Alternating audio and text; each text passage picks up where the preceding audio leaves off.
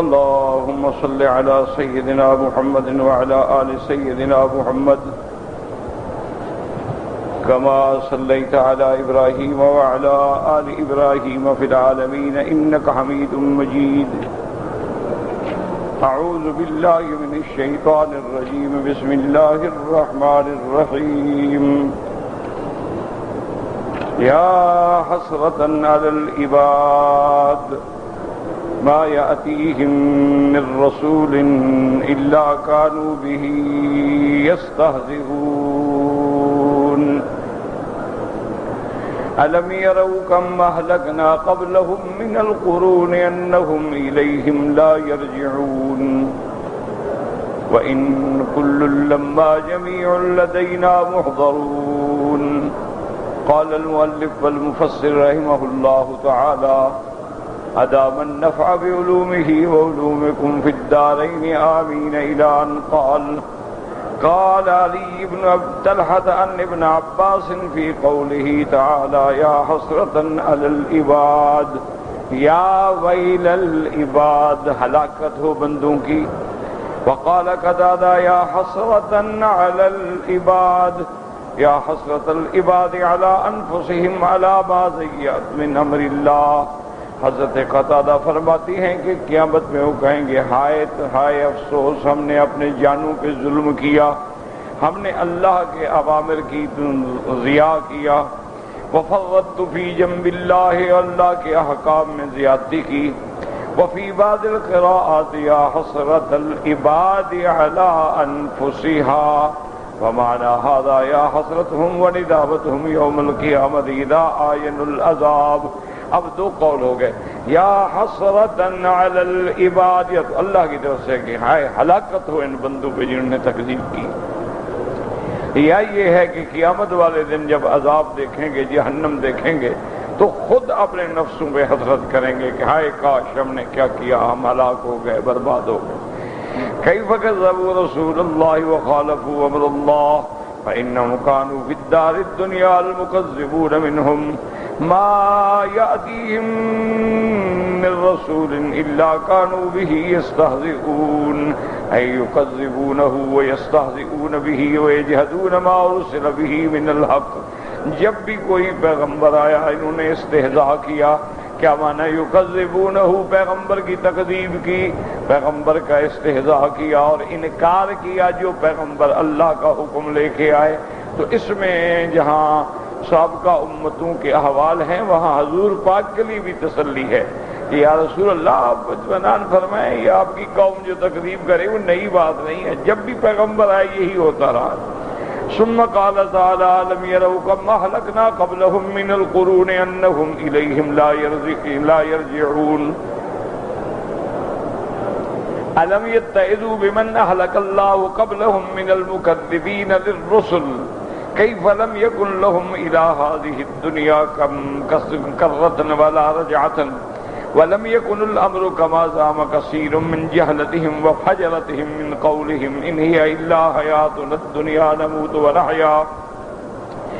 اللہ نے فرمایا کیا یہ بدبخت واعظین نصیحت نہیں پکڑتے ان قوموں سے جو ان سے پہلے گزرے ہیں، من المکذبین بالرسل، جنہوں نے تکذیب کی پیغمبروں کی کہ ہم نے ان کو کیسے ہلاک کر دیا ہے، ہم نے ان کو کیسے تباہ کر دیا. کیف لم یکن لہم الی ہذہ الدنیا کرۃ ولا رجعۃ، اب اس دنیا میں ان کو لوٹ کے نہیں آنا ہے. ولم یکن الامر کما زعم کثیر، اور یہ معاملہ ایسے نہیں ہے جیسے مشرکوں کے جاہل، مشرکوں کے فاجر لوگ سمجھتے ہیں کہ بس یہ دنیا ہے، مر گیا، پیدا ہوا، مر گیا، ختم. اس کے بعد ان ہی الا حیاتنا الدنیا نموت ونحیا وهم القائلون بالدور من الدہریہ وهم الذين يعتقدون جهلا منهم انهم يعودون الى الدنيا كما كانوا فيها. بعض کہتے ہیں کہ ہم دوبارہ نہیں اٹھیں گے، اور بعض کہتے ہیں ہم لوٹ تو آئیں گے لیکن پھر یہی عالم دنیا ہوگا اور اس میں ہم اسی طرح ہوں گے. فرد اللہ تبارک و تعالی علیہم باطلہم، اللہ نے ان کے اس جھوٹ کا رد کیا کہ بدبختو جو پہلے ہلاک ہو گئے وہ کیوں نہیں واپس آ گئے، تم آ جاؤ گے. الم يروا كم اهلكنا قبلهم من القرون انهم اليهم لا يرجعون. سب نے مرنے کے بعد اٹھنا ہے لیکن عالم آخرت کی طرف جائیں گے. عالم دنیا نہیں ہوگا. عالم دنیا فنا ہو گیا. عالم دنیا، عالم برزخ، پھر عالم آخرت. اب عالم آخرت کے بعد پھر عالم دنیا ہے، یہ نہیں ہوگا. وقوله عز وجل وإن كل لما جميع لدينا محضرون، أي وإن جميع الأمم الماضية والآتية ستحضر للحساب يوم القيامة بين يدي الله جل وعلا. تمام امتیں جو گزر چکی ہیں، تمام مخلوق جو گزر چکی ہے، سب کے سب قیامت والے دن اللہ کے دربار میں حاضر ہوں گے. فَيُجَازِيهِمْ بِأَعْمَالِهِمْ كُلِّهَا خَيْرِهَا وَشَرِّهَا. پھر اللہ تبارک و تعالی سب کو اس کے مطابق فیصلہ فرمائیں گے. جن کے اعمال خیر ہوں گے ان کو جزا بھی بہتر ملے گی، اعمال بھیڑے ہوں گے تو سزا بھی بری ملے گی. وَمَعْنَى هَذَا كَقَوْلِهِ جَلَّ وَعَلَا وَإِن كُلًّا لَمَّا لَيُوَفِّيَنَّهُمْ رَبُّكَ أَعْمَالَهُمْ. تیرا رب ان کے اعمال کے مطابق ان کو پورا پورا بدلہ دیں گے. وَقَدْ اخْتَلَفَ الْقُرَّاءُ فِي أَدَاءِ هَذَا الْحَرْفِ ومنهم من قرأ وإن كل لما بالتخفيف وعنده إن للإثبات. بعد میں پڑھا وإن كل لما یعنی تخفیف، اور بعد میں پڑھا وإن كل لما تشدید کے ساتھ. وجعل إن فيها ولما بمعنى إلا تقدیرہ وما کل الا جمیع لدینا محضرون. نہیں مگر یہی کہ سب کی سب مخلوق اللہ کے دربار میں حاضر ہوگی. ومعنى القراءتین واحد واللہ سبحانہ وتعالی اعلم. وَإِن كُلَّ لَمَا پڑھو یا وَإِن كُلُّ لَمَّا پڑھو معنی ایک ہی ہے. وَآیَةٌ لَهُمُ الْأَرْضُ الْمَيْتَةُ أَحْيَيْنَاهَا وأخرجنا منها حبا فمنه يأكلون وجعلنا فيها جنات من نخيل وعناب وفجرنا فيها من العيون ليأكلوا من ثمره وما عملته أيديهم أفلا يشكرون. سبحان الذي خلق الأزواج كلها مما تنبت الأرض ومن أنفسهم ومما لا يعلمون. يقول تبارك وتعالى وآية لهم. آیا مانا نشانی، آیا مانا علامت، ای دلالت لهم على وجود الصانع وقدرته التامة وإحيائه الموتى. یہ چیزیں جو ہیں یہ دلالت کر رہی ہیں اللہ تعالیٰ کی قدرت کاملہ پر، اللہ تبارک و تعالیٰ کی قدرت پر کہ وہ مردوں کو دوبارہ زندہ کرنے پہ قادر ہیں. جیسی الارض المیتۃ زمین مردہ ہوتی ہے پھر دیکھو کیسے زندہ کرتے ہیں. ای اذا کانت میتۃ حامدۃ لا شیء فیہا من النبات. زمین بالکل بنجر ہے، مردہ ہے جس میں کچھ بھی نہیں ہے. فاذا انزل اللہ تعالی علیہ الماء اهتزت وربت. اب جب اللہ اس پہ پانی بھیجتے ہیں تو پھر وہ اٹھتی ہے، پھر وہ زمین پھٹتی ہے. وَأَنبَتَتْ مِن كُلِّ زَوْجٍ بَهِيجٍ. اور ہر قسم کے ماشاءاللہ خوبصورت رونق والے چیزیں جوڑے پیدا کرتی. وَلِهَذَا قَالَ تَعَالَىٰ أَحْيَيْنَاهَا وَأَخْرَجْنَا مِنْهَا حَبًّا فَمِنْهُ يَأْكُلُونَ. ہم نے زمین مردہ کو زندہ کیا پھر اس سے تیرے لیے رزق نکالا جو تم کھاتے ہو. اَيْ جَعَلْنَاهُ رِزْقًا لَهُمْ وَلِأَنْعَامِهِمْ. اور اللہ پاک نے اس کے اندر رزق پیدا کیا انسانوں کے لیے بھی، ان کے جانوروں کے لیے بھی. وَجَعَلْنَا فِيهَا جَنَّاتٍ مِّن نَخِيلٍ وَعَنَابٍ وَفَجَّرْنَا فِيهَا مِنَ الْعُيُونِ. اَيْ جَعَلْنَا فِيهَا أَنْهَارًا صَالِحَةً. اللہ نے نہریں بنا دی. فِي أَمْكِنَةٍ يَحْتَاجُونَ إِلَيْهَا. جہاں جہاں ضرورت ہے دریا بہ رہے ہیں، نہریں جا رہی ہیں. لِيَأْكُلُوا مِن ثَمَرِهِ. لما امتن على خلقه بإيجاد الزروع لهم عطف بذكر الثمار وتنوعها وأصنافها. اللہ نے تیرے کھانے کے لیے گندم پیدا فرمائی، جو پیدا فرمائے.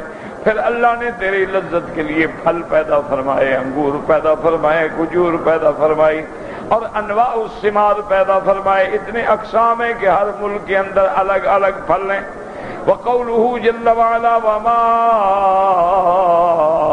عملت أيديهم وما ذاك كله من رحمة الله تعالى بهم لا بسعيهم ولا كدهم ولا بحولهم وقوتهم وما عملته ما نافيا.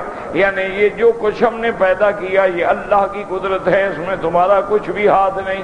تمہاری محنت کو، تمہارے کسب کو، تمہاری کسی چیز کو کوئی دخل نہیں ہے. قاله ابن عباس رضی اللہ عنہما وقتادہ. ولہذا قال تعالی فلا یشکرون فہل لا یشکرونہ، کیوں نہیں تم اللہ کا شکر کرتے ان نعمتوں پر جو اللہ نے تم پہ نعمتیں کی ہیں۔ یاد رکھو پہلا شکر کا درجہ ہے ایمان لانا، جو اللہ پر ایمان نہیں لاتا وہ شاکر نہیں، وہ کافر ہے۔ دوسرا درجہ ہے کہ اللہ کی نعمتوں کو اللہ کے حکم کے مطابق خرچ کرنا، اور تیسرا درجہ شکر کا ہے کہ زبان سے بھی کہے الحمدللہ الحمدللہ الذی اطعمنا وکسانا وجعلنا من المسلمین۔ یہ آخری درجہ ہے۔ اصل درجہ یہ ہے کہ اللہ پر ایمان لائیں، اور اس کے بعد اللہ نے جو نعمت دی ہے، آنکھیں دی ہیں، ہاتھ دیے ہیں، جو دیا ہے وہ اس کی رضا اور حکم کے مطابق خرچ کرے۔ اس لیے فرماتے ہیں وَهَلْ لَا يَشْكُرُونَهُ عَلَىٰ مَا أَنْعَمَ بِهِ عَلَيْهِمْ، کیوں تم اللہ کے شکر گزار نہیں بنتے جس مولا نے تم پہ اتنی نعمتیں بھیجی ہیں کہ وہ نعمتیں شمار بھی نہیں ہو سکتی۔ هذه النعم التي لا تعد ولا تحصى واختار ابن جرير بالجزم به ولم يحق غيره الا احتمالا۔ ابن جریر رحمت اللہ علیہ نے اسی قول کو راجح کیا کہ ما نافیہ ہے، انما فی قولہ وما عملت ایدیہم بمعنی الذی، بعض کہتے ہیں کہ نہیں ما جو ہے وہ موصولہ ہے، موصولہ ہوگا تو معنی یہ ہوگا الذی تقدیرہ لیاکلوا من ثمرہ ما عملت ایدیہم، یعنی ان چیزوں سے بھی کھاؤ جو بغیر تمہاری محنت کے اللہ نے پیدا کی ہیں، اور ان چیزوں سے بھی فائدہ اٹھاؤ جن میں تمہارا دخل بھی ہے کہ تم کاشت کرتے ہو، تم غرسوا ونصبوا، درخت لگاتے ہو، ہل چلاتے ہو۔ قال وہی كذلك في قراءة ابن مسعود رضی اللہ تعالی عنہ ليأكلوا من ثمره وما عملت أيديهم أفلا يشكرون۔ ثم قال تبارك وتعالى سبحان الذي خلق الأزواج، خلق الازواج كلها مما تنبت الارض۔ ازواج یاد رکھو، ازواج معنی زوج، زوج معنی مقابل، یعنی مرد عورت، دن رات، حق باطل، صدق کذب، یا زوج کا معنی ہوتا ہے قسم، انواع، یعنی اللہ نے کئی قسمیں پیدا فرمائے۔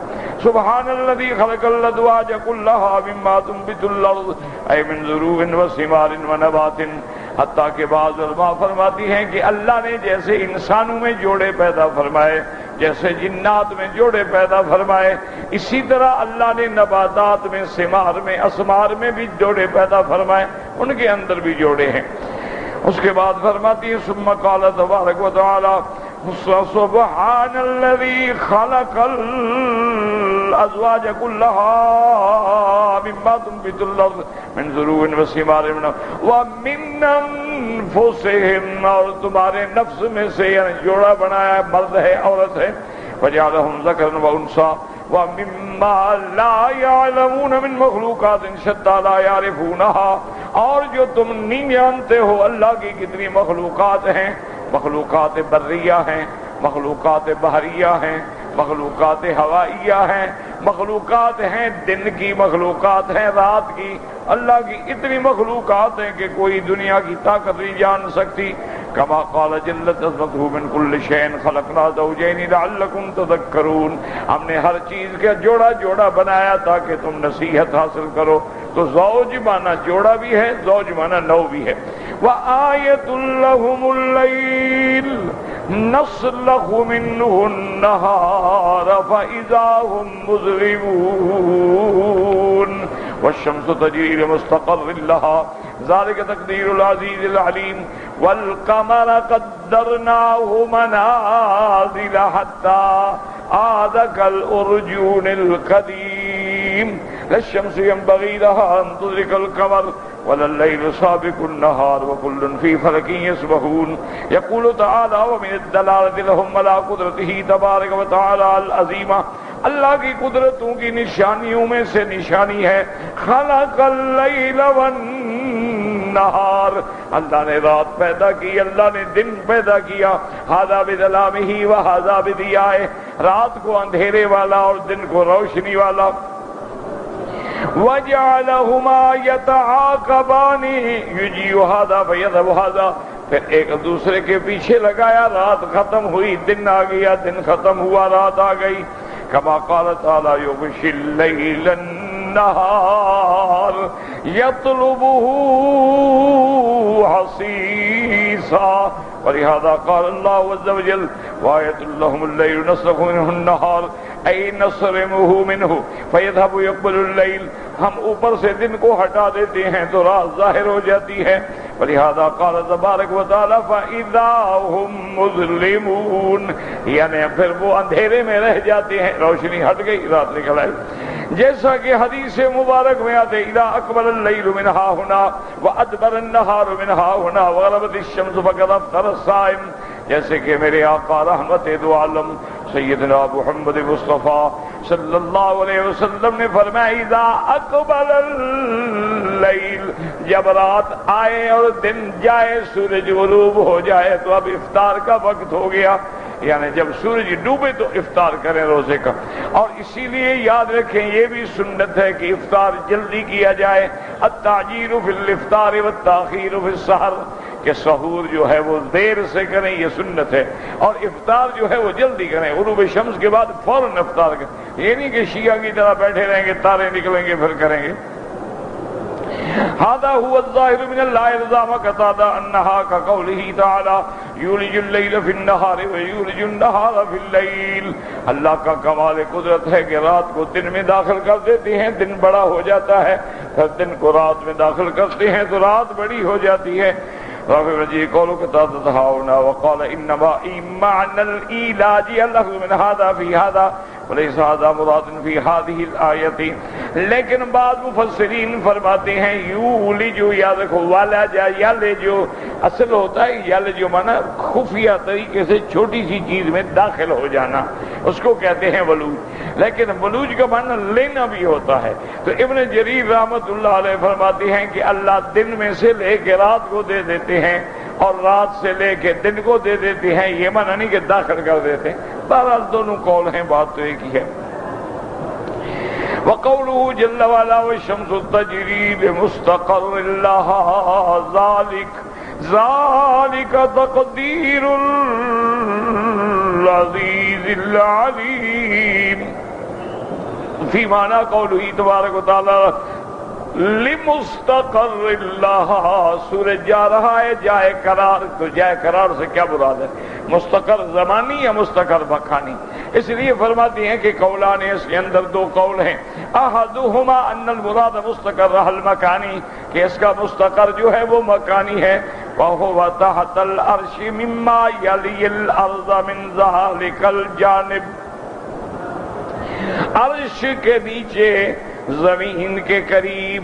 وہی اینما کان فی تحت العرش ہی وجمیع المخلوقات لأنه سقفها وليس بقرة كما يزعم كثير من أرباب الحية وإنما هو قبة ذات قوائم تحمله الملائكة وهو فوق العالم مما يلي رؤوس الناس.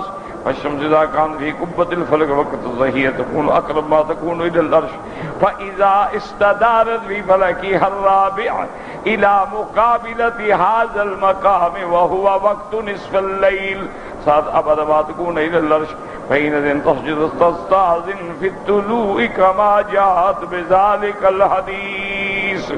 اب مفسر رحمۃ اللہ علیہ فرماتی ہیں کہ یاد رکھیں کہ عرش جو ہے وہ جمیع المخلوقات کے اوپر ہے، وہ کرے کی طرح گول نہیں ہے جیسے کہ سائنسدان کہتے ہیں. انما هو قبۃ ذات قوائم، وہ تو ایک قبہ ہے، ایک چیز ہے جس کے باقاعدہ پائے ہیں جن کو ملائکہ نے پکڑا ہے اور اٹھایا ہوا ہے اللہ کے حکم سے. وهو فوق العالم مما يلي رؤوس الناس، سارے عالم کے اوپر ہے. فالشمس اذا كانت في قبة الفلك وقت الظهيرة، سورج جب فلک میں ہوتا ہے ظہر کے وقت میں، اقرب ما تكون الى العرش، وہ عرش کے قریب ہوتا ہے. فاذا استدارت في فلكها الرابع، پھر جب فلک میں وہ چکر لگاتا ہے اسی مقام کے جب سامنے آتا ہے تو آدھی رات کا وقت ہوتا ہے. صارت ابعد ما تكون الى العرش وحينئذ تسجد وتستأذن في الطلوع كما جاءت بذلك الاحاديث. اللہ اکبر. کئی دن سے ان کا سبق بھی تو رہ گیا نا، وہ بھی تو پڑھنا ہوتا ہے، پڑھانا ہوتا ہے. اب مسئلہ سمجھیں جو سب سے مشکل مسئلہ ہے اس آیت میں.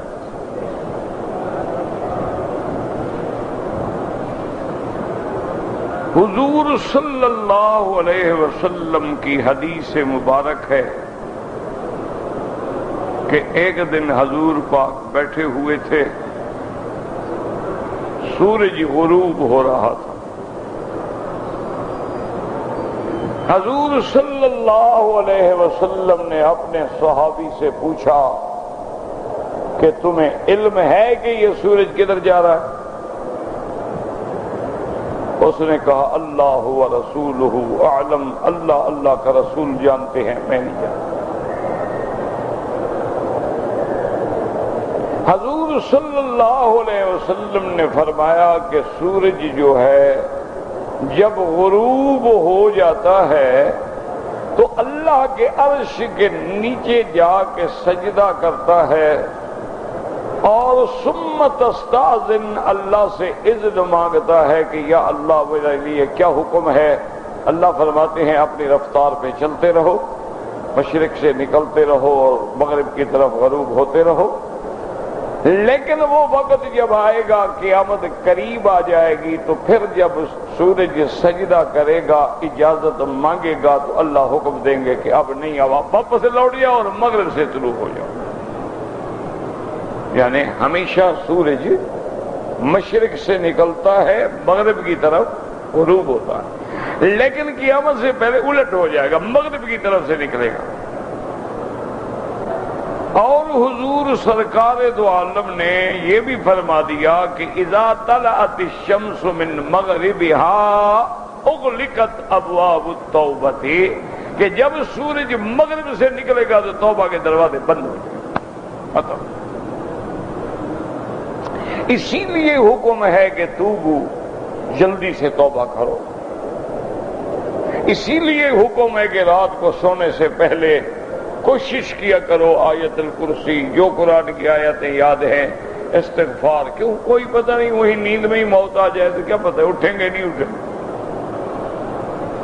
اسی لیے حکم ہے کہ حاسبوا قبل ان تحاسبوا، قیامت کے حساب آنے سے پہلے اپنا حساب کرو کہ میں نے آج کیا کیا ہے، کیا اچھا عمل کیا، کیا برا عمل کیا، کسی کا قرض ہے، کسی کا حق ہے، حقوق ہیں، ادا ہے، لین دین ہے، سب حساب۔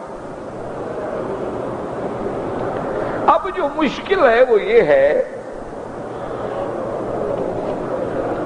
کہ سورج عرش کے نیچے جاتا ہے اور سجدہ کرتا ہے، یہ ہے مشکل مسئلہ۔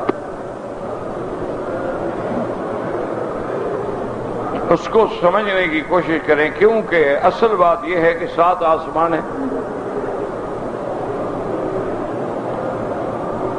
آسمانوں کا درمیانی فاصلہ جو ہے وہ 500 سال کا فاصلہ ہے، یعنی زمین سے آسمان تک 500 سال، اگر آدمی پیدل چلے تو 500 سال تک۔ 7 آسمانوں کے بعد کیا ہے؟ کرسی ہے، جس کا ذکر اللہ کے قرآن میں موجود ہے۔ وَسِعَ كُرْسِيُّهُ السَّمَاوَاتِ وَالْأَرْضِ، اللہ نے فرمایا وہ کرسی اتنی بڑی ہے کہ تمام آسمان و زمینوں سے بڑی ہے، اس کو گھیرا ہوا ہے۔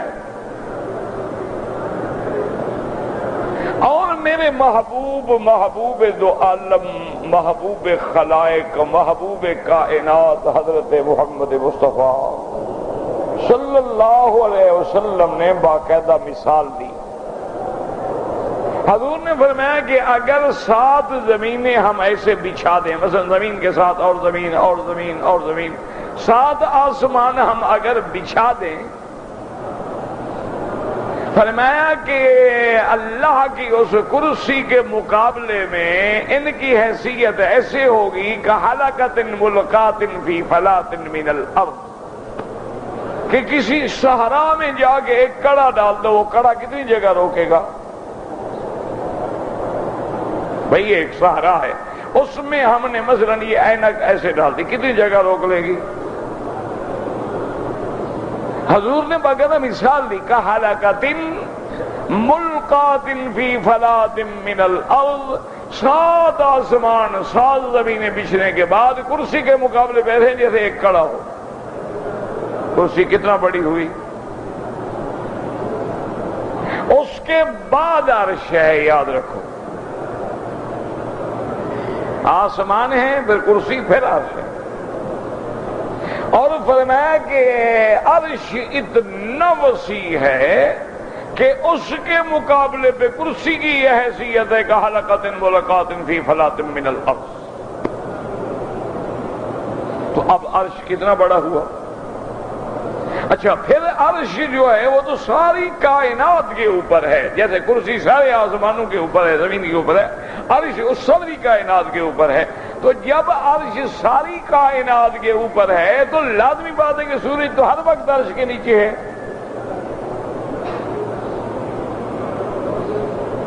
اور اگر ہر وقت وہ عرش کے نیچے ہے تو پھر یہ کیا مطلب ہے کہ ڈوبنے کے وقت جاتا ہے اور سجدہ کرتا ہے؟ پہلے کدھر تھا؟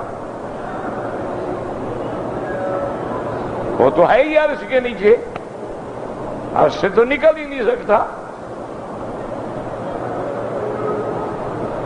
ایک مشکل یہ ہے، دوسری مشکل یہ ہے کہ سورج غروب ہو کے سجدہ کرتا ہے۔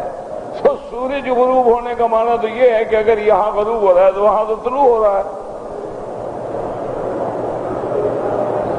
یعنی سورج جو ہے وہ تو کوئی ایسا وقت نہیں ہے اگر یہاں غروب ہو رہا ہے ادھر طلوع ہو رہا ہے۔ حتیٰ کہ یعنی ابھی بھی آپ جائیں انگلینڈ میں گلاسکو میں جائیں، میں نے وہاں کئی دفعہ میں گیا بھی ہوں، تو وہاں یہ مشکل ہو جاتی ہے کہ ان کے لیے تو بڑا عجیب سا مسئلہ ہے بیچاروں کا کہ عین عشاء کی نماز پڑھ کے آپ فارغ ہوتے ہیں تو جناب وہ تو شفق نکل آتا ہے۔ اچھا، اسی طرح آپ ناروے جائیں، نیوزی لینڈ جائیں، فجی جائیں، بڑے بڑے عجیب عجیب اللہ کے نظارے ہیں قدرت کے، کہ ایک جگہ ایسی بھی ہے کہ یہاں سورج یوں غروب ہوا یوں نکل آیا، عشاء کو ان کو مغرب کا وقت ہی نہیں ملتا، یعنی سورج ڈوبنے کے بعد مغرب نماز پڑھیں گے نا، جب ڈوبنے کے بعد ہی نکل آئے نماز کیسے پڑھو گے؟ مغرب کا وقت تو ہے نہیں، تو فجر ہو گئی۔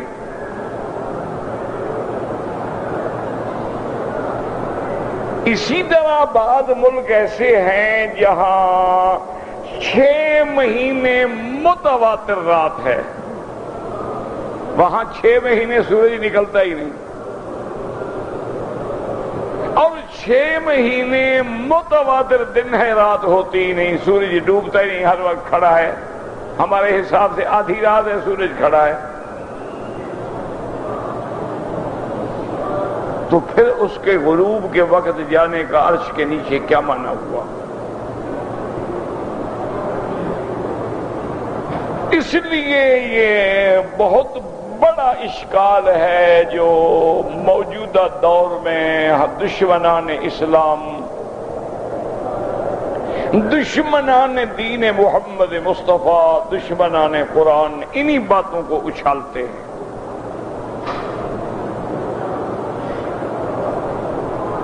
اسی طرح یاد رکھیں کہ حضور نے فرمایا کہ جب سورج نکل رہا ہو تو نماز نہ پڑھو۔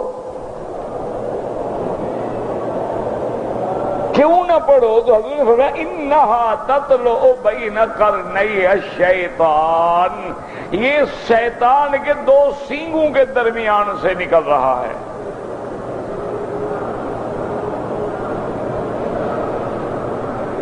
اب جناب جو منکرین حدیث ہیں جیسے برق ہے، پرویز ہے، برق نے تو شاید توبہ کر لی تھی، اللہ عالم، سنا ہے میں نے کہ توبہ کر لی تھی، اور بھی بڑے منکرین حدیث ہیں، طلوع اسلام رسالہ جو نکالتے ہیں حدیث کے منکر ہیں، وہ جناب انہی حدیثوں کو سامنے رکھ کے پوری امت محمد مصطفیٰ کو گمراہ کرتے ہیں۔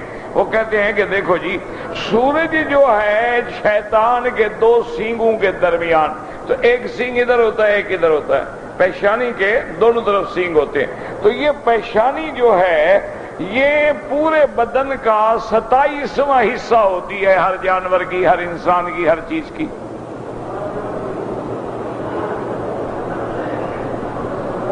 اور وہ یہ کہتے ہیں کہ جی سورج جو ہے وہ تو زمین کے کرے سے 16 گنا بڑا ہے، تو اتنا بڑا گرا اگر شیطان کے دو سینگوں کے درمیان میں آ جاتا ہے تو پھر شیطان کا قد کتنا بڑا ہوا؟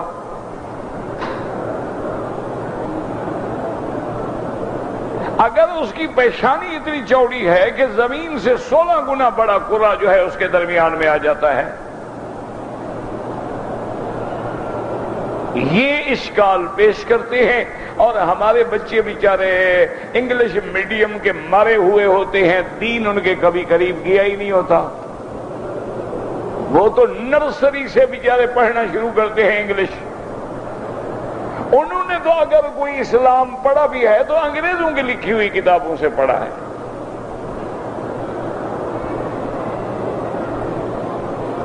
وہ گھبرا جاتے ہیں، وہ کہتے ہیں بات تو ٹھیک ہے، یہ حدیث کیسے ہو سکتی ہے؟ بڑا شیطان کے سینگوں کے درمیان کیسے سورج نکلتا ہے؟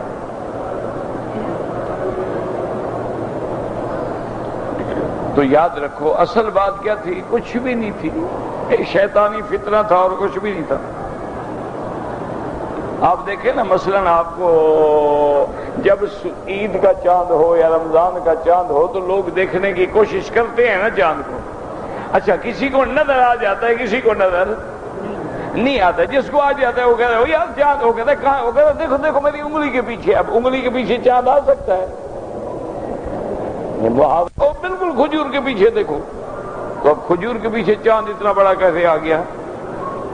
یہ ایک محاورہ ہے، ایک بات سمجھانے کی بات ہے۔ حضور کا فرمان جو تھا محاورہ تھا کہ سورج جب نکلتا ہے شیطان خود بخود آگے کھڑا ہو جاتا ہے کہ خوش ہوتا ہے کہ لوگ میری عبادت کریں۔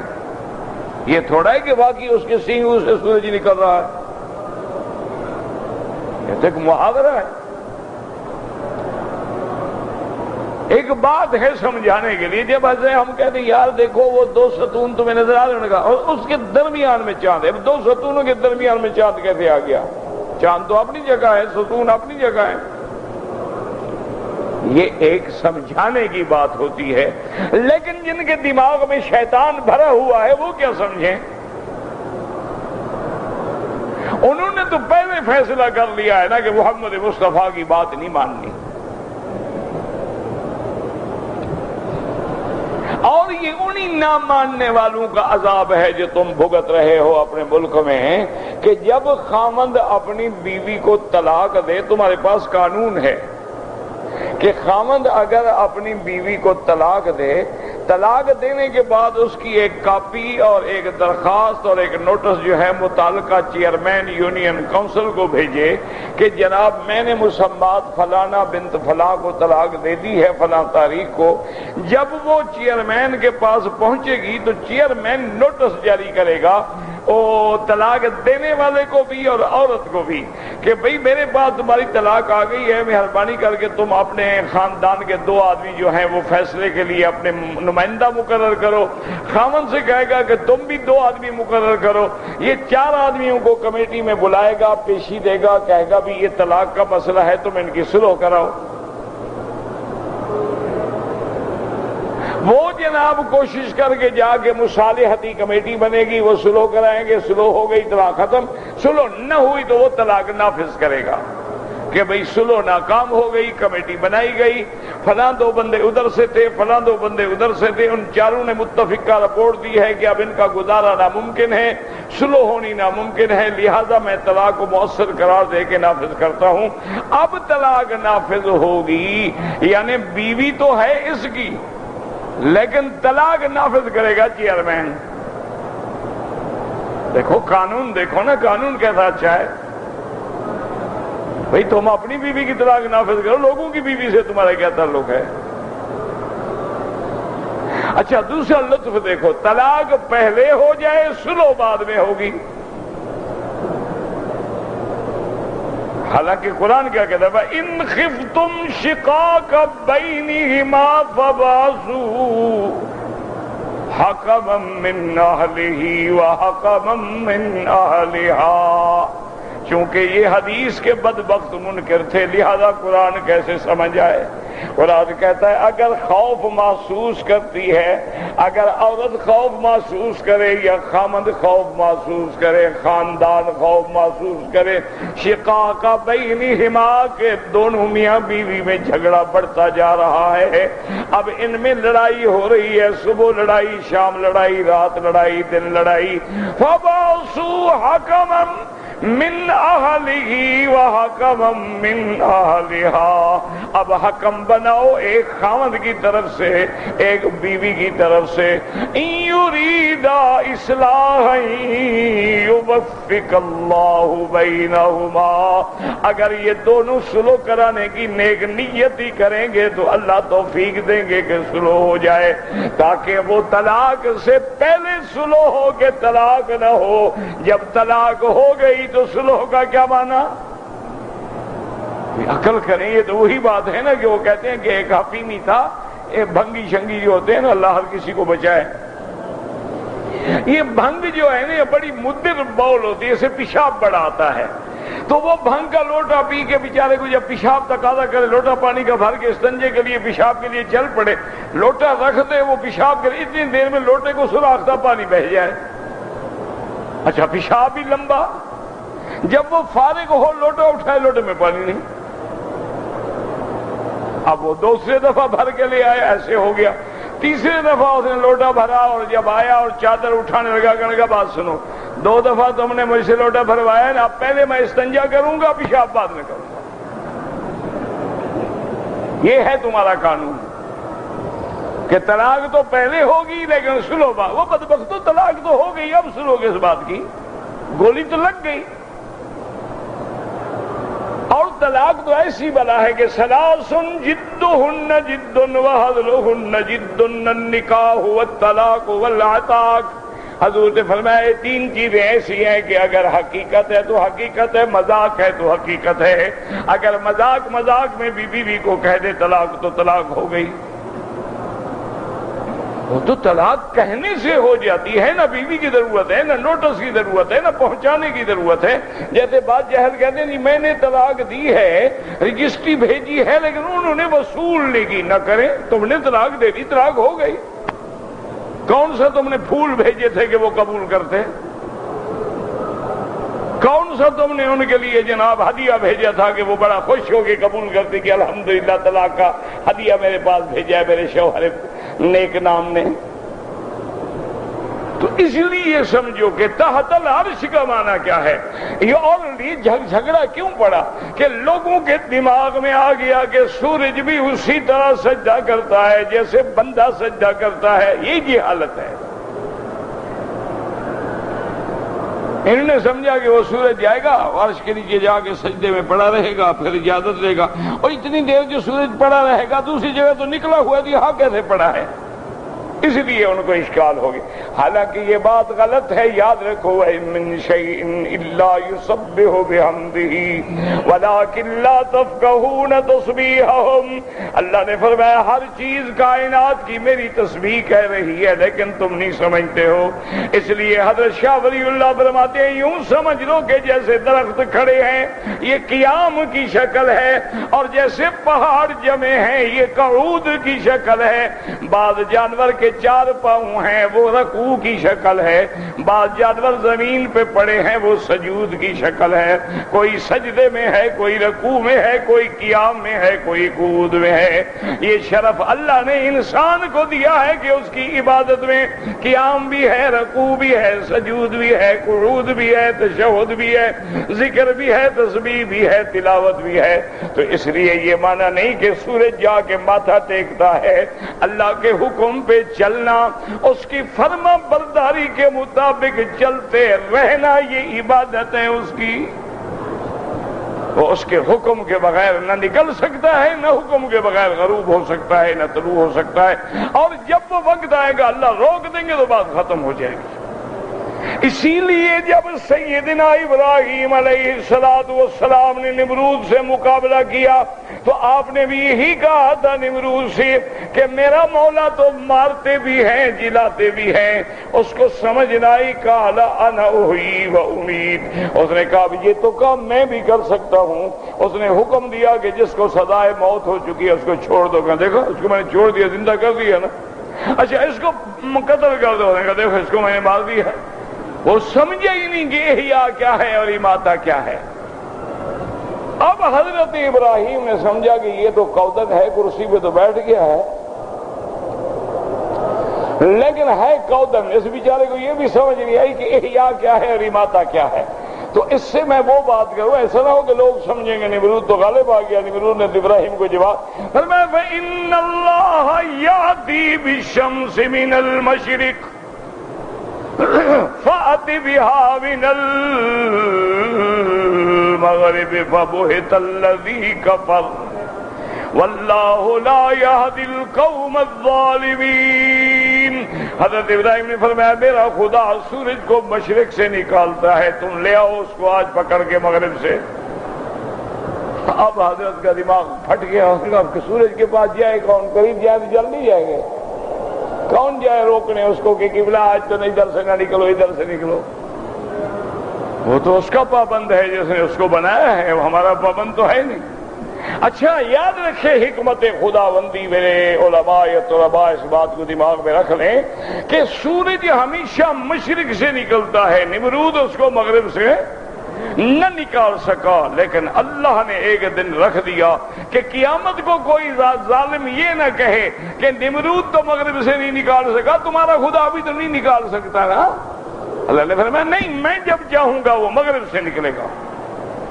حکم دوں گا کہ آج مغرب سے نکلو, بس مغرب سے نکلے گا. اور جب وہ مغرب سے نکلے گا تو توبہ کے دروازے بند ہو جائیں گے. اور یاد رکھو جب نیند سے اٹھیں گے تو ادھر سے نکلا ہوا ہوگا نا, تو پھر توبہ کیسے کریں گے؟ اس لیے پہلے سے آدمی توبہ کرنے کے لیے تیار ہو جائے نا. تو اس لیے اللہ تبارک و تعالی نے قرآن میں فرما دیا تو کوئی اشکال نہیں ہے, ہر چیز اپنی ڈیوٹی کر رہی ہے. یہی اس کی تسبیح ہے, یا تسبیح حالی ہوتی ہے یا تسبیح کالی ہوتی ہے. ہر وقت اس کے حکم کے چلنا جو ہے یہی اس کا سجدہ ہے کہ وہ چل بھی رہا ہے اور اسی میں اللہ کے حکم اور استئذان بھی طلب کر رہا ہے. اور عین اس کے دو ٹائم ہوتے ہیں, ایک وقت ظہیرہ ہوتا ہے اور ایک نصف اللیل ہوتی ہے. وقت ظہیرہ میں اقرب الی العرش ہوتا ہے اور وقت نصف اللیل میں ابعد من العرش ہوتا ہے. تو یہ معنی ہوتا ہے سجدے کا, یہ معنی ہوتا ہے اطاعت کا. یہ معنی نہیں ہوتا ہے کہ ہر چیز اللہ کی تسبیح کرتی ہے. جیسے تم کہتے ہو سبحان اللہ و بحمدہ, اسی طرح جانور بھی کہتا ہے, اس کی اپنی تسبیح ہے. اسی طرح پرندے بھی کہتے ہیں, ان کی اپنی تسبیح ہے. اسی طرح دیواریں بھی تسبیح کہتی ہیں, ان کی اپنی تسبیح ہے. اسی طرح پہاڑ بھی کہتے ہیں. اللہ نے فرمایا یا جبال اوبی باہو الطیر وَأَلَنَّا لَهُ الْحَدِيدَ. اللہ نے فرمایا اے پہاڑ, جب میرا پیغمبر داؤد ذکر کرے تو ساتھ ذکر کرو. اور پرندوں کو حکم دیا کہ جب داؤد مناجات کرے تم بھی کھڑے ہو کے مناجات میں شریک ہو جاؤ. تو اس کی اپنی بات ہے. اب ہد نے بات کی, سلیمان نے سمجھی اور کسی نے نہیں سمجھی. چیونٹی نے بات کی حتی اذا اتوا علی واد النمل قالت نملۃ یا ایھا النمل ادخلوا مساکنکم لا یأتمنکم سلیمان وجنودہ وہم لا یشعرون. چیونٹی کہتی ہے چیونٹیوں بلوں میں گھس جاؤ. چیونٹی بھی اپنی جنس کی ہمدرد ہے. ایک بندہ اتنا بڑا ظالم ہے جو اپنے جنس کا دشمن ہے. اللہ اکبر. اب چیونٹی کہہ رہی ہے گھس جاؤ, لشکر آ رہا ہے. فتبسم ضاحکا من قولها. حضرت سلیمان نے سنا بھی سمجھا بھی, اس کی بات کو سن کے مسکرائے بھی کہ دیکھو چیونٹی کو بھی فکر ہے. قال رب اوزعنی ان اشکر نعمتک التی انعمت علی. یا اللہ مجھے توفیق شکر دے، میں تیری نعمتوں پہ شکر کروں، وَأَدْخِلْنِي بِرَحْمَتِكَ فِي عِبَادِكَ الصَّالِحِينَ، اور مجھے اپنے صالحین بندوں کے اندر داخل فرما دے۔ اب دیکھیں وہ بات ہے تو ہر چیز تسبیح کہتی ہے، ہر چیز سجدہ ریز ہوتی ہے، ہر چیز اللہ کے اذن کی محتاج ہوتی ہے، ہر چیز اللہ کے ذکر میں مشغول ہوتی ہے، لیکن ہم سمجھ نہیں سکتے۔ جیسے کسی نے کہا ہر مرغ و باغ تیری، ہر مرغ و باغ تیری تسبیح پڑھ رہے ہیں، ہر غنچہ کے دہن سے سنتا ہوں نام تیرا۔ اور اللہ چاہے تو پہاڑوں کو بھی سمجھا دیتے ہیں۔ میرے مدنی جبل احد پہ کھڑے ہیں، حضور موجود ہیں، حضرت ابو بکر موجود ہیں، حضرت عمر موجود ہیں، حضرت عثمان موجود ہیں، تو جبل احد میں زلزلہ آیا، حرکت پیدا ہوئی۔ اللہ اکبر۔ ہماری بھی برادری عجیب ہے، اس حدیث سے پتہ ہے کیا دلیل نکالی ہے انہوں نے؟ ہماری برادری ہے نا ماشاءاللہ، کیا کریں، اللہ نے بنائی ہے برادری تو ہے نا بھائی۔ اب انہوں نے کہا کہ جناب جب حضور اوپر کھڑے تھے جبل احد دھمال کھیلنے لگ گیا، وجد میں آ گیا، دھمال کھیلتا ہے پہاڑ تو ہم کیوں نہ کھیلیں۔ آگے بھی حدیث پڑھ لیتے کہ جب اس نے دھمال کھیلا تو حضور نے کیا کیا؟ آپ نے جوتا مارا اس پر، تو ہم بھی وہی کریں۔ جب پہاڑ کے اندر حرکت میں حضور نے اپنے قدم سے مارا، فرمایا اثبت یا احد، ٹھہر جاؤ، کیا حرکت کر رہے ہو؟ تو حضور نے منع فرمایا یا کہا کہ نہیں دھمال کھیلو دم دم مستقل اندر؟ تو ہم کیا کریں، ہم بھی تو منع کرتے ہیں نا جیسے نبی نے منع کیا ہے۔ اثبت یا احد ما علیک الا نبی و صدیق و شہیدان، یہ علامت نبوت ہے۔ اللہ نے خبر دی اور حضور نے فرمایا کہ تیرے اوپر اللہ کا نبی ہے، صدیق ہے اور 2 شہید ہیں۔ دیکھیں اب حضرت عمر بھی شہید ہوئے، حضرت عثمان بھی شہید ہوئے، صدق رسول اللہ۔ تو اللہ نے پہاڑ کو بھی یہ سمجھ دے دی کہ جب حضور نے قدم مارا تو پہاڑ رک گیا، بس ٹھہر گیا۔ اسی طرح جب آگ آ رہی تھی مدینہ منورہ کی طرف، پہاڑوں میں آگ لگی اور بڑھتی آ رہی تھی، حضرت عمر کا زمانہ تھا، لوگوں نے آگے کہا کہ حضرت آگ آ رہی ہے۔ کیا مطلب؟ انہوں نے کہا جی پہاڑوں سے آگ چلی ہے اور وہ بڑھتی آ رہی ہے، بڑھتی آ رہی ہے، کہیں ایسا نہ ہو کہ مدینے کو جلا ڈالے۔ حضرت عمر گھوڑے کی ننگی پیٹھ پہ سوار ہوئے، گھوڑا دوڑایا، اس مقام پہ پہنچے۔ آپ ابھی مدینہ منورہ جائیں نا، جو ایئرپورٹ روڈ ہے نا، اسی روڈ کو لے کے آگے چلے جائیں تو وہ پہاڑ ابھی بھی موجود ہے۔ حضرت عمر رضی اللہ تعالی عنہ آگے گیا تو دیکھا کہ واقعی آگ تو ایسی ہے کہ پہاڑوں کو جلا رہی ہے۔ حضرت عمر نے کوڑا مارا آگ پہ۔ آگ کو بھی بیت مارے جاتے ہیں، یہ تو عمر تھا نا، پھر کوڑا مارا آگ پہ اور کہا کہ ٹھہر جاؤ، تمہیں پتہ نہیں آگے مدینہ ہے محمد مصطفیٰ کا، آگے حد حرم آ رہی ہے، ٹھہر جاؤ اسی جگہ۔ جہاں حضرت عمر کا کوڑا لگا وہی آگ ٹھہر گئی، آدھا پہاڑ جلا ہوا ہے، آدھا بچا ہوا ہے، ابھی بھی موجود ہے۔ تو اللہ چاہتے ہیں تو آگ کو بھی سمجھا دیتے ہیں، اللہ چاہتے ہیں تو پہاڑوں کو بھی سمجھا دیتے ہیں، اللہ چاہتے ہیں تو چاند سورج کو بھی سمجھا دیتے ہیں، اس میں کوئی اشکال نہیں ہے۔ اللہ ہمیں صحیح عمل کرنے کی توفیق دے۔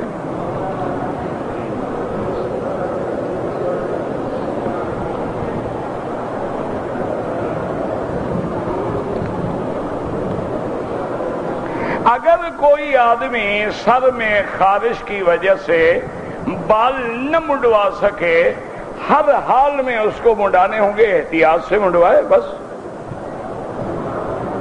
اور ورنہ احرام سے نکلے گا نہیں۔ جب بال موجود ہیں تو منڈوانے پڑیں گے، اوپر سے کاٹ لے، بالکل معذور ہے، تھوڑے تھوڑے کاٹ لے، امام شافعی کے قول پہ عمل کر لے، جب تک بال نہیں کٹیں گے وہ عمرے سے تو نہیں نکلے گا۔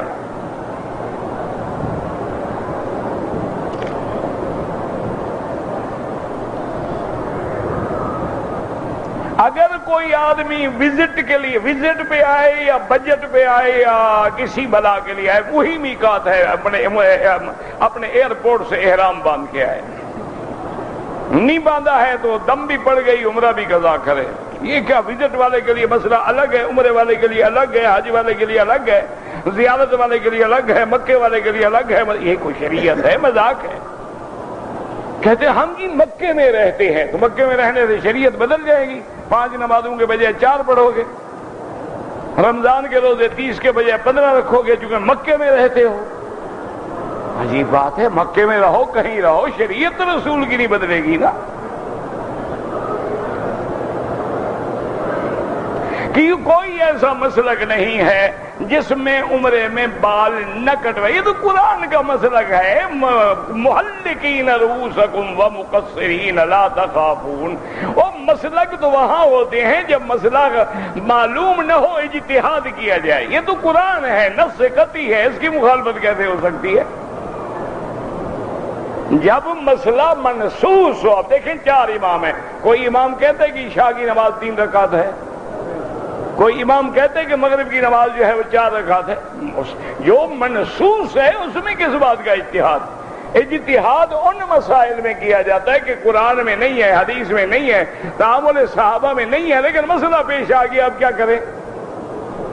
اب جیسے مسئلہ پیش آ گیا کہ بھی مریض کو ہم نے خون دینا ہے، ٹھیک ہے، حضور کے زمانے میں تو تھا نہیں، تو حدیث میں کیسے آئے؟ اب علماء اجتہاد کریں گے، انہوں نے کہا جان بچانے کے لیے خون دینا جائز ہے۔ دلیل کیا ہے؟ انہوں نے کہا دوسری عورت بچے کو دودھ پلا سکتی ہے، انہوں نے کہا پلا۔ انہوں نے کہا اگر دودھ منتقل ہو سکتا ہے تو خون بھی منتقل ہو سکتا ہے، یہی دودھ جا کے تو خون بنتا ہے۔ یہ ہوتا ہے اجتہاد۔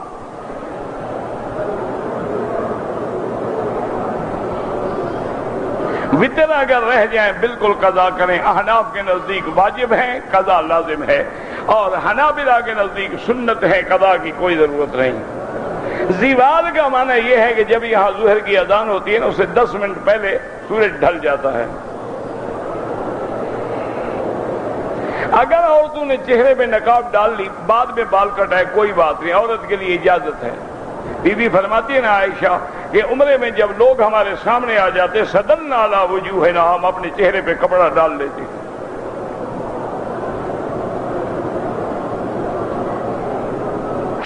میں جگہ خالی ہوتی ہے تو پر کیا کریں نا، اب سارا کام مولوی مکی نے تو نہیں کرنا نا۔ تم کس مرض کی علاج ہو؟ ایک دوسرے کو کہو بھی صفیں پوری کرو، پہلے اگلی صف، اگلی صف، اگلی صف۔ ایک دوسرے کو کہو گے کنتم خیر امۃ اخرجت للناس تأمرون بالمعروف وتنہون عن المنکر، جب یہ جذبہ پیدا ہو جائے گا مسلمان ٹھیک ہو جائے گا۔ وہ ٹیڑھا کھڑا ہے، آپ چھوڑو یار، کھڑا ہے تو میں کہوں بھائی صف بناؤ، اگلی صف خالی ہے، بھائی جان آگے آؤ، ایک دوسرے کو کہو، دیکھو ٹھیک ہوتا ہے کہ نہیں ہوتا ہے۔ اب تم نے سمجھا ہے کہ مولوی ٹھیکیدار ہے، کہ مر جائے تو مولوی آئے گا بخشوانے کے لیے اور پرانے جوتے وصول کرنے کے لیے۔ مغرب کی اذان ہو جائے، طواف کے 2 رکعات میں پڑھ لیں، کوئی مسئلہ نہیں۔ میں نے اپنی بیوی کو موبائل کے ذریعے طلاق دیا، ماشاءاللہ طلاق ہو گیا جناب، موبائل پہ آپ ہی بول رہے تھے نا حضرت، اور بیوی بھی سمجھ رہی تھی کہ حضرت ماشاءاللہ تحفہ بھیج رہے ہیں۔ اچھا بعد میں تم نے سلو کر دیا، اچھا کیا ماشاء۔ اگر 1 طلاق ہے تو اچھا ہے، 3 دیا تو سلو شروع ہوتا ہی نہیں، پکا کام ہو گیا۔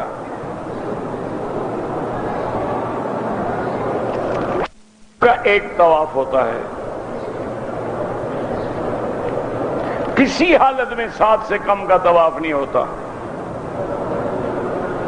اگر زیادہ چکر لگائے مخالف سنت رسول اللہ ہے، بھول گیا الگ بات ہے، ورنہ جب حکم ہے 7 تو 7، نہ 6 ہو سکتے ہیں نہ 8 ہو سکتے ہیں۔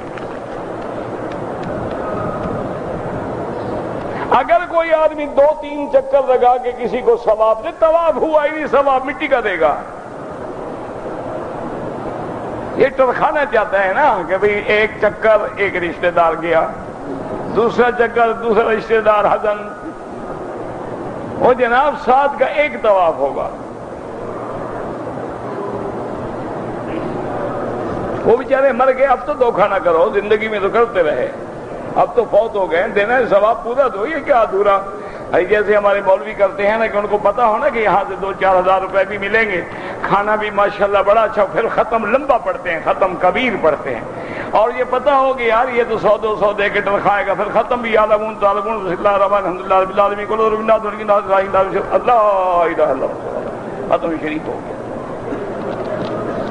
اچھا ان کا عقیدہ دیکھنا ہونا، ان کو بلاؤ کبھی، کھٹی لسی ہو 3 دن کی پرانی اور کھٹی دال ہو اور بالکل باجری کی روٹی آگے رکھو، کہو ختم کبیر پڑھو، بولے صاحب بجال ہے پڑھے، جب تک حلوہ شریف نہ ہو ختم ہوتا ہی نہیں۔ حرام میں حد مکہ کے اندر جہاں بھی نماز پڑھے 1 لاکھ ملتا ہے۔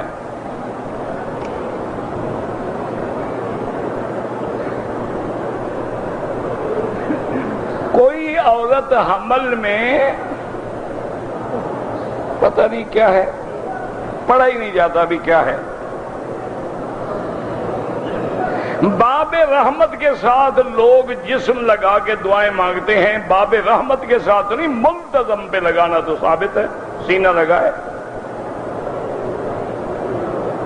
طواف کے نفل مقام ابراہیم کے پیچھے یا حتیم میں یا سارے مطاف میں یا سارے حرم میں جہاں مرضی آئے پڑھیں۔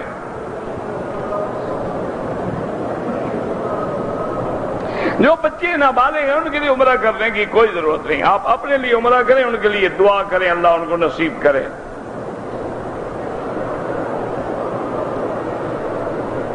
میں نے عمرے کر لیے، گنج کروا لی، اب جب بھی عمرہ کرو گے اس طرح پھرانا پڑے گا، بال ہوں یا بال نہ ہوں، اللہ کو تیرے بالوں کی ضرورت نہیں، گردن جھکانے کی ضرورت ہے۔ اللہ کے کعبے میں بھی کھڑے ہوں تو سجدے کی جگہ پہ نظر رکھے نماز میں، نماز بندگی ہے، بندگی میں یہ ہوتا ہے کہ بادشاہ سے آنکھیں ملاؤ، یہ کون سی بندگی ہے؟ اذان کے بعد فوراً دعا پڑھیں، بالکل پڑھیں، اذان کے بعد درود پڑھیں، درود کے بعد اللہم رب ھذہ الدعوہ دعا پڑھیں۔ نام رکھنا آسیہ یہ ٹھیک ہے، طلاق نکاح اور عتاق۔ اگر کوئی آدمی اپنے ہوٹل میں غسل کر کے 2 چادریں باندھ کے مسجد عائشہ جا کے نیت کر کے عمرہ کرے، ٹھیک ہے۔ بچے کا نام طٰہٰ رکھا جائے، بالکل ٹھیک ہے۔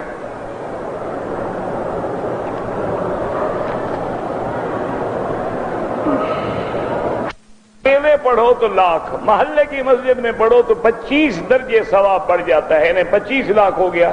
جامع مسجد میں پڑھو تو 27 درجے ثواب بڑھ جاتا ہے۔ احرام نہیں ہے، دوسرے بندے کا احرام استعمال ہو سکتا ہے، ہاں بالکل ہو سکتا ہے، چادر ہے وہ آپ کو دے دے، چوری نہ کریں، خوشی دے دے کر لیں۔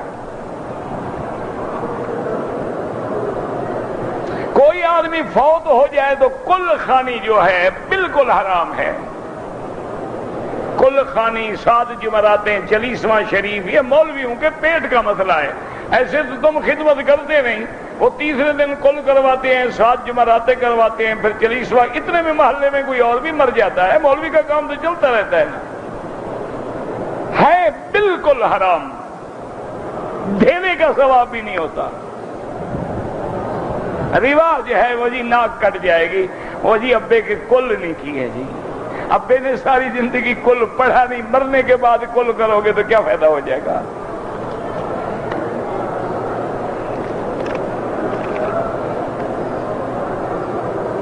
مدینہ منورہ جا کے آئیں تو ہر حال میں احرام باندھے، میقات ہے، نہیں تو دم پڑے گی، عمرہ بھی قضا کرنا پڑے گا۔ اگر عمرہ کر لیا بعد میں کوئی ضروری نہیں، نفلی عبادت ہے، کرو ثواب ہے، نہیں تو طواف زیادہ کرو،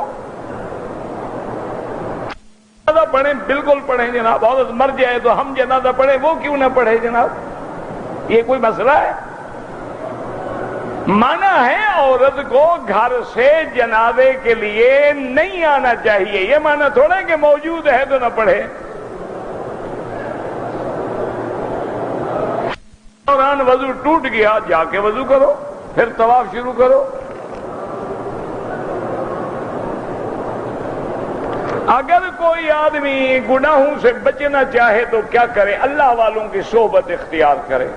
اگر نہ ملے زیادہ سے زیادہ قرآن شریف پڑھے، زیادہ سے زیادہ حدیث پڑھے، زیادہ سے زیادہ بزرگوں کے واقعات قصے کی کتابیں پڑھے تاکہ اللہ اس کی ہدایت کا ذریعہ بنا دے. ربنا تقبل منا انك انت السميع العليم.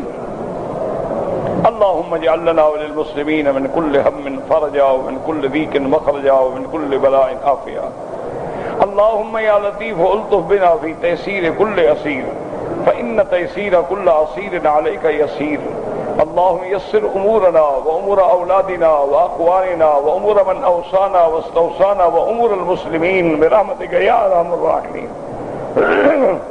اللهم ارحم أمة محمد صلى الله عليه وسلم. اللهم أصلح أمة محمد صلى الله عليه وسلم. اللهم اجبر أمة محمد صلى الله عليه وسلم. اللهم اغفر أمة محمد صلى الله عليه وسلم. یا اللہ، یا الہ العالمین، عالم اسلام کی عزت کا فیصلہ فرما. یا اللہ، کفار اور ان کی طاقتوں کو ہمیشہ کے لیے مٹا دے. یا اللہ، مسلمان جو بیمار ہیں شفا عطا فرما. یا اللہ، بے حیاؤں کو حیا عطا فرما، بے دینوں کو دین عطا فرما، بے اولادوں کو اولاد عطا فرما. جن کی اولاد ہے ان کو صالح بنا، بے روزگاروں کو روزگار عطا فرما، قرض داروں کے قرض عطا فرما. جن کے گھروں میں بچیاں ہیں ان کے مستقبل روشن فرما. یا اللہ، ہمیں مانگنا نہیں آتا، بغیر مانگے اپنی رحمتیں عطا فرما دے. ربنا تقبل منا انك انت السميع العليم وتب علينا انك انت التواب الرحيم. صلی اللہ تعالی علی خیر خلقہ سیدنا محمد وعلی آلہ